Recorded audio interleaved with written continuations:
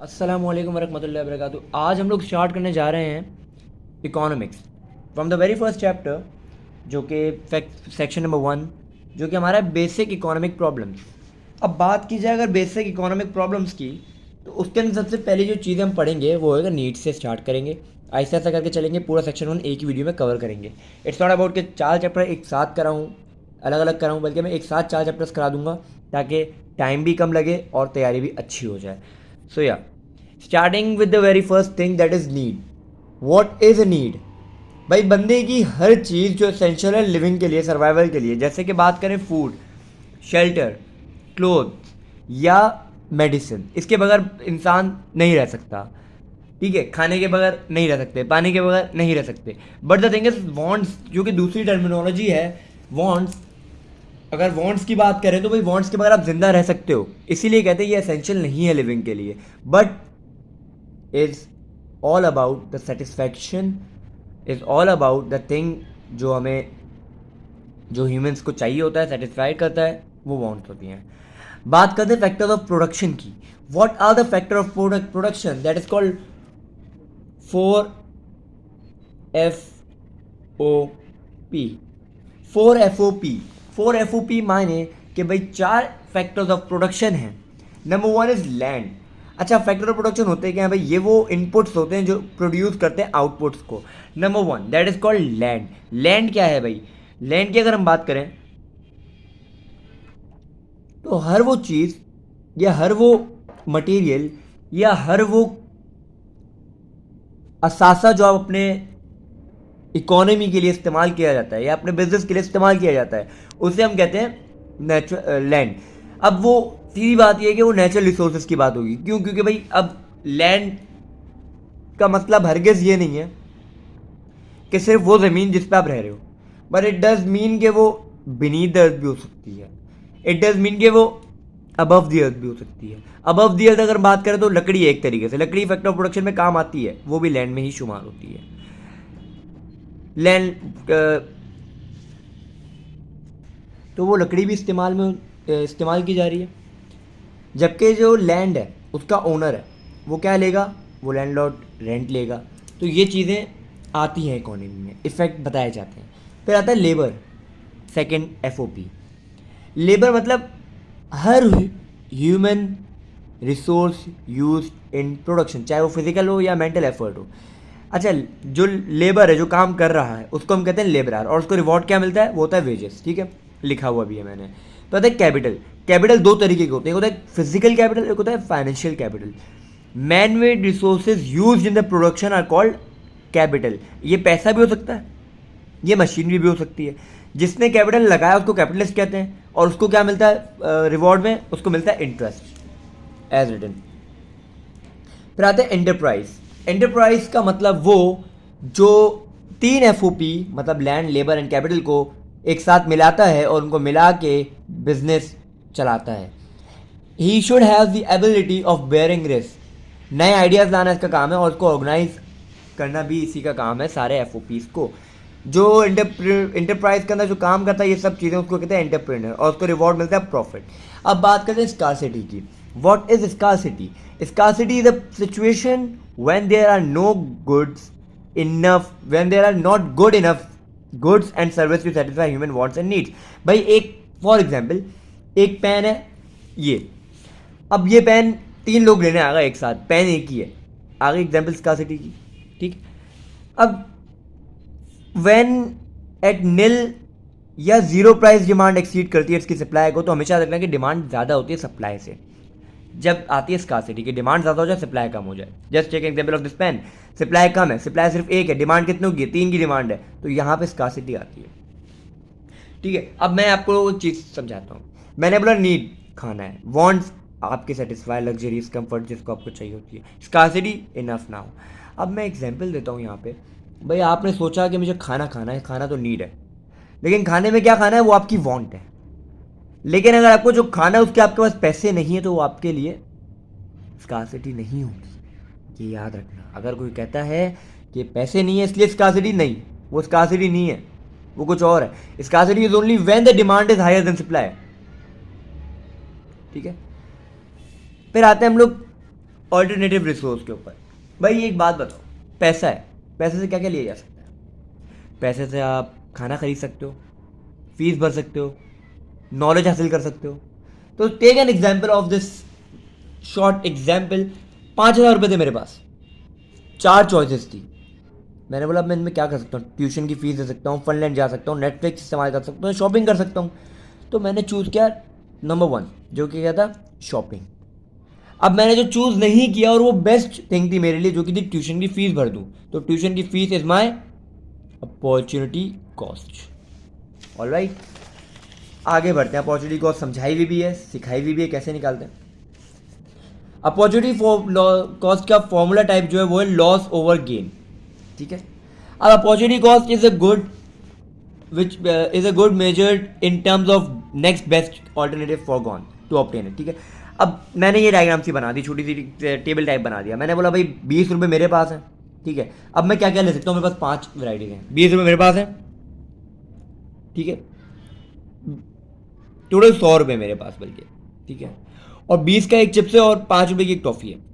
अब मैं या तो सिर्फ 5 चिप्स ले सकता हूँ, टॉफ़ी एक भी नहीं आएगी, या मैं 4 चिप्स और 4 टॉफ़ियाँ ले लूँगा, या मैं 3 चिप्स 8 टॉफ़ियाँ ले लूँगा, या मैं 2 चिप्स 12 टॉफ़ियाँ ले लूँगा, या मैं 1 चिप्स 16 टॉफ़ियाँ ले लूँगा, या मैं एक भी टॉफ़ी नहीं लूँगा, 1 भी चिप्स नहीं लूँगा, 20 टॉफ़ियाँ ले लूँगा। 20 टॉफ़ियाँ लूँगा तो that will is equals to 100 rupees. जब 100 रुपीज़ होंगे तो पैसे तो पूरे होगा, राइट। जब पैसे पूरे हो गए तो भाई मेरे पास तो बचा ही नहीं कुछ। तो मैं सोचूंगा भाई इनमें से बेस्ट चीज़ मेरे लिए क्या है। मैं बोलूँगा यार ये 2 ऑप्शन जो लग रहे हैं मुझे अच्छे लग रहे हैं। अच्छे क्यों लग रहे हैं? क्योंकि देखो रेशियो देखो, 3/8 है। 3 चिप्स भी आ जाएंगे, 8 टॉफ़ियाँ भी आ जाएंगी। 2 चिप्स आएंगे, 12 टॉफ़ियाँ आ जाएंगी। तो आप इसको निकालते ही कैसे? उसको आप निकालते हो, सिलेक्ट करते हो कि आपने अपॉर्चुनिटी कॉस्ट कितना कितना किया है। Take an example of these two, selecting these two and these two. आपने ले लिया, जस्ट फॉर एग्जाम्पल, अगर आपने मैथ्स पढ़ा हुआ है तो टेक दिस एंड 2,12। अब मुझे निकालना है अपॉर्चुनिटी कॉस्ट कितना हुआ है, लाइक, ठीक है, ग्राफ के थ्रू भी बताऊंगा मैं। तो मैंने बोला भाई loss over gain, loss over gain, loss over gain, याद रखने वाली बात है ये, ठीक है। अब यहां से यहां कितना डिफरेंस आ रहा है? 12 से 8 तक में, 8 से 12 तक में, क्योंकि हम यहाँ से यहाँ जा रहे हैं, ठीक है। ये हमारी फर्स्ट चॉइस है, हमारी सेकंड चॉइस है। अगर हम ये नहीं ले रहे तो हमारे पास कितना फर्क था जो हम ये भी ले सकते थे। तो हम लिखेंगे 8 - 12 अपॉन, याद है ग्रेडियंट का formula, change in y upon change in x, y2 - y1 x2 - x1, that is the only formula for the opportunity cost. फिर यहाँ पे हम लेंगे, ये हमने इसको कंपेयर कर लिया, अब हम इसको कंपेयर करेंगे, दैट इज 3 से 2 पे जा रहे हैं हम लोग, 3 से 2 पे जा रहे हैं।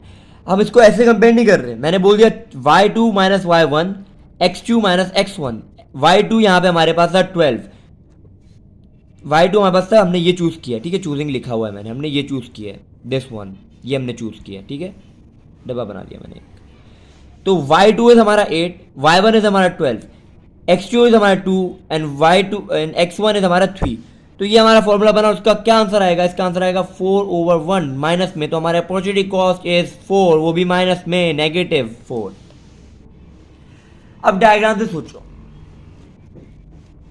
ये डायग्राम बनी हुई है, ठीक है, ग्राफ बना हुआ। मैंने ग्राफ बना दिया कि भाई एक टॉफी अगर हम ले रहे हैं तो उसके बाद चिप्स कितने आएंगे। ये यहाँ पे, सॉरी, यहाँ पे हमारे पास टॉफियाँ हैं, यहाँ पे हमारे पास चिप्स हैं, ठीक है, टॉफियाँ चिप्स, टॉफियाँ चिप्स। अब मैंने बोला एक चिप्स लूंगा तो मेरे पास कितनी टॉफियाँ आ सकती हैं? ऊपर लिखा हुआ है सब कुछ, ग्राफ में सिर्फ डालना है। ऊपर लिखा हुआ है भाई एक अगर चिप्स लेता हूँ मैं तो हमारे पास 16 टॉफियाँ आएंगी। कितनी?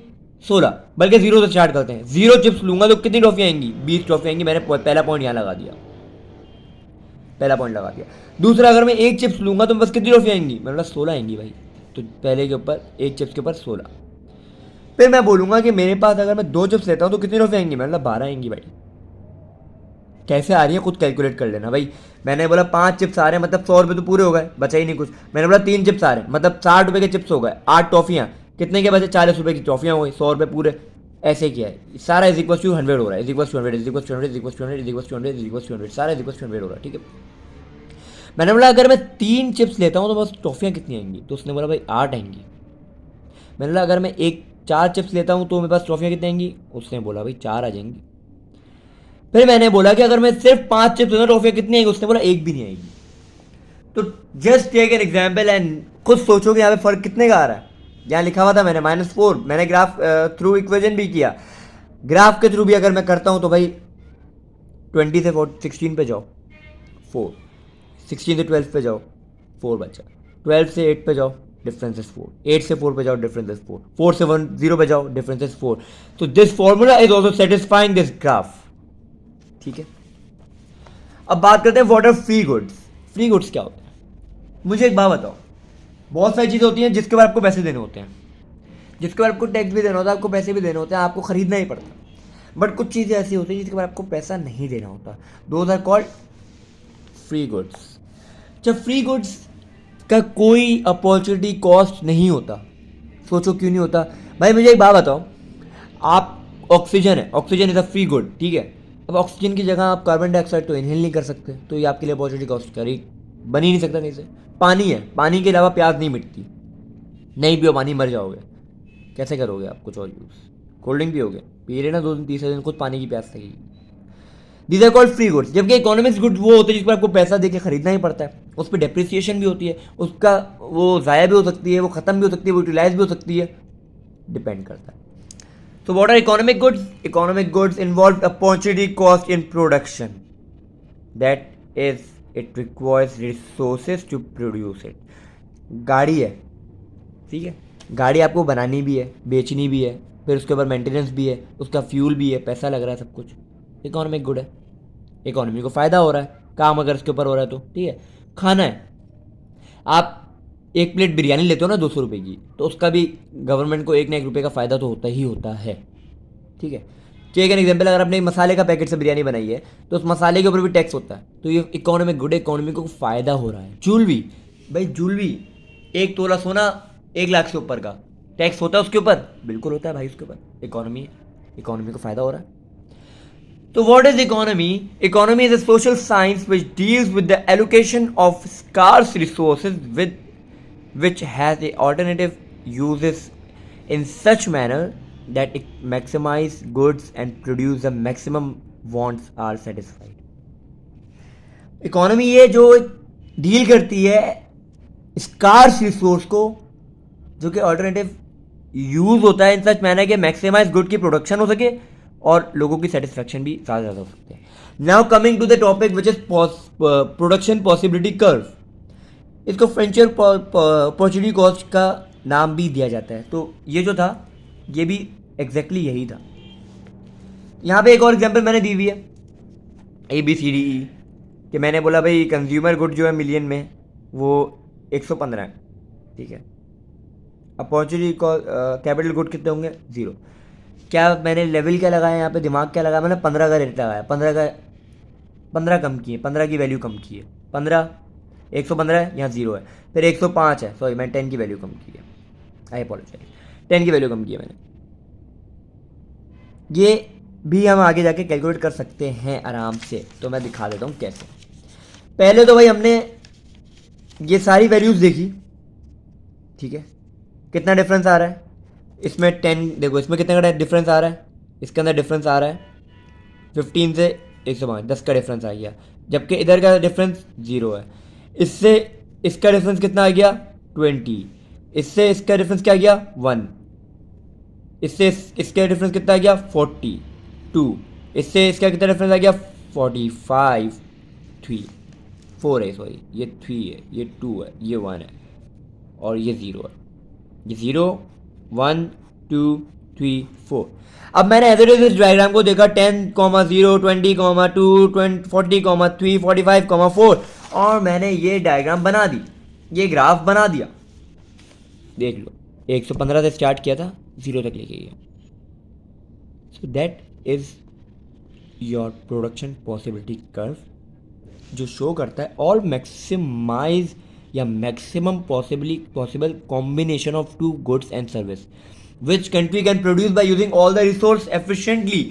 अगर मैं बोलता हूं कि मेरा ये ग्राफ बन रहा है, ये ग्राफ, और मेरी यहाँ पे आ रही है वैल्यू, तो मैं बोलूँगा कि मेरी सारी की सारी रिसोर्सेज सही तरीके से एफिशिएंटली यूटिलाइज नहीं की गई हैं। डायग्राम क्या शो करता है भाई?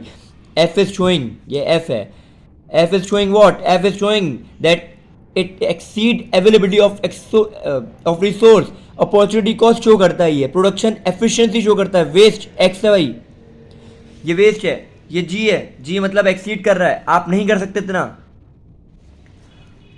चॉइसेस बता रहा है कि अगर आप इतना ये लोगे तो इतना ये कितना आएगा, ये लोगे तो ये कितना आएगा, ये लोगे तो ये कितना आएगा, ये शो करता है। पॉइंट्स ऑन पीसीसी अटेनेबल होते हैं, मतलब 100% रिसोर्सेज इस्तेमाल की गई है, मतलब यहाँ कोने तक आ रहा है ना, अगर समझो 100% हो गई। प्रोडक्टिव एफिशिएंट होते हैं जो प्रोडक्ट होते हैं, ठीक है, प्रोडक्शन एफिशिएंट होती है। पॉइंट्स बिलो पीबीसी, जो बिलो होते हैं, जो अंदर आ रहे होते हैं, इसका मतलब होता है अटेनेबल है, इनएफिशिएंसी है, रिसेशन हो सकती है, अनएम्प्लॉयमेंट हो सकती है, एंड एब्सोल्यूट इकोनॉमिक ग्रोथ भी हो सकती है उस वक्त। अब आगे बढ़ते हैं, पॉइंट्स बियॉन्ड पीपीसी। देखो, आउटवर्ड शिफ्ट किया है, एक इनवर्ट शिफ्ट किया है, दो डायग्राम्स अलग अलग बनाएंगे। मैंने बोला कि भाई एक मुझे प्रोडक्ट है, मुझे उसकी क्वालिटी अच्छी करनी है, पैसा थोड़ा सा और लगा दिया मैंने उसके ऊपर। मैंने बोला कोई बात नहीं, शॉर्ट टर्म में हम लोग इसको अटेन कर लेंगे, शॉर्ट टर्म में तो हो ही नहीं सकता। तो हम लोग हमेशा याद रखना, nothing is attainable in short term in economy of any country. पैसा लगाया है, उसका आपको फल मिलेगा, लेकिन टाइम लगेगा। तो मैंने क्या किया, मेरी पहले जो प्रोडक्शन थी वो यहाँ तक की थी, मैंने तो पैसा लगा दिया, मैंने बोला आउटवर्ड शिफ्ट कर दिया, मैंने शिफ्ट बढ़ा दिया। मैंने बोला कि quality and quantity of resources को मैं इंक्रीज कर दूंगा, मैं बोलूँगा भाई इसकी क्वालिटी अच्छी करनी है, बहुत अच्छी करनी है। जबकि अगरचे मेरे पास पैसा इतना था, ठीक है, मैं इतना काम कर रहा था, इकोनॉमी, कोविड आ गया फॉर एग्जांपल, मेरी ये प्रोडक्शन थी ये वाली, एंड कोविड आ गया एकदम से। कोविड की वजह से मैंने अपनी जो क्वालिटी क्वांटिटी ऑफ रिसोर्स थी वो कम कर दी, जिसकी वजूहात ही ये होती है कि हो सकता है मुल्क में रिसेशन आ गया हो सकता है मुल्क में इकोनॉमिक डाउनफॉल आ गया हो, पॉइंट हो सकते हैं ऐसे।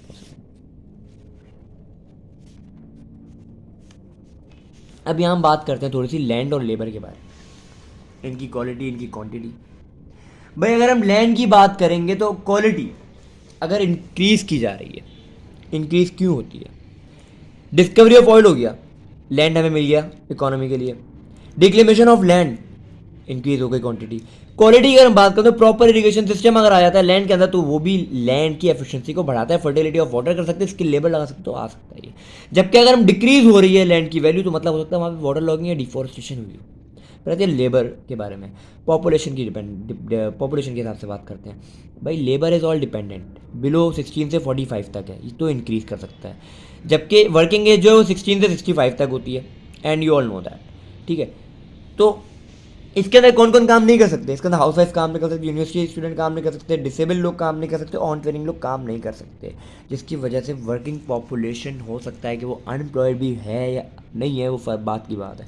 Quality of labour, increase working quality of labour. भाई क्वालिटी ऑफ लेबर को आपको कैसे बढ़ाना है?